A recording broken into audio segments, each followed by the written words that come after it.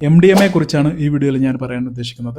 രക്ഷിതാക്കൾ ഇത് കേൾക്കണം, നിങ്ങളുടെ മക്കൾക്ക് അയച്ചു കൊടുക്കുകയും വേണം. നിങ്ങളുടെ മക്കൾ MDMA ഉപയോഗിക്കാൻ സാധ്യതയില്ല, പക്ഷേ MDMAയുമായിട്ട് ബന്ധപ്പെട്ടുള്ള പലരെയും അവർക്ക് പരിചയം ഉണ്ടാകാൻ സാധ്യതയുണ്ട്. MDMA എന്ന് പറയുന്നത് മെഥിലിൻ ഡിയോക്സി മെത്താംഫിറ്റമിൻ എന്ന് പറയുന്ന ഒരു രാസപദാർത്ഥമാണ്. തുച്ഛമായ എമൗണ്ട് കൊണ്ട് രാസപദാർത്ഥങ്ങൾ വാങ്ങിയിട്ട് ലബോറട്ടറികളിൽ ഉണ്ടാക്കുന്ന സിന്തറ്റിക് ആയിട്ടുള്ള ഒരു കെമിക്കലാണ് മാർക്കറ്റിൽ വലിയ വിലക്കാണ് വിൽക്കുന്നത്. അതുകൊണ്ട് തന്നെ ഇതിന്റെ അവസാനത്തെ കണ്ണികളായിട്ടുള്ള ഉപഭോക്താക്കളോ റീറ്റെയിൽ ഏജൻസ് ഒക്കെ ആയിട്ടാണ് പലരും പ്രവർത്തിക്കുന്നത്. കുറഞ്ഞ എമൗണ്ടിൽ തന്നെ MDMA നമ്മുടെ ശരീരത്തിൽ എത്തിക്കഴിഞ്ഞാൽ അത് സെറോട്ടോണിൻ തുടങ്ങിയ ഹോർമോൺസ് ഉൽപ്പാദിപ്പിക്കപ്പെടുകയും നമ്മുടെ ശരീരം വളരെ സന്തോഷവും എനർജറ്റിക് ഒക്കെ ആയിട്ട് കാണപ്പെടുകയും, എന്നാൽ 3-4 മണിക്കൂറുകൾക്ക് ശേഷം ശരീരത്തിൽ ഈ ഹാപ്പിനെസ് ഹോർമോൺസിന്റെ ലെവൽ കുറഞ്ഞു വരികയും ഇത്തരം ആളുകൾ വളരെ ഡള്ളാവുകയും ഡിപ്രഷനിലേക്ക് പോവുകയും ഉറക്കം ഇല്ലാതിരിക്കുന്ന അവസ്ഥ വരും.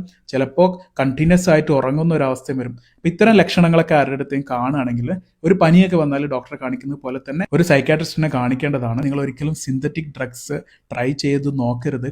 കാരണം അത് ഒന്നെങ്കിൽ നിങ്ങളെ കൊല്ലും, അല്ലെങ്കിൽ നിങ്ങൾ നിങ്ങളുടെ സുഹൃത്തിനെ കൊല്ലും. ഇത് ഇനിയും ആവർത്തിക്കപ്പെടാൻ സാധ്യതയുണ്ട്. ഇത് ഉപയോഗിക്കുന്ന ആൾക്കാർക്ക് ഹലുസിനേഷൻ, വിഭ്രാന്തി, അതായത് നമ്മളെ ആക്രമിക്കാൻ വരുന്നതായിട്ട് നമുക്ക് തോന്നുകയും എപ്പോഴും നമ്മൾ നമ്മുടെ കയ്യിൽ ആയുധം കൈവെക്കുകയും ഒക്കെ ചെയ്യും.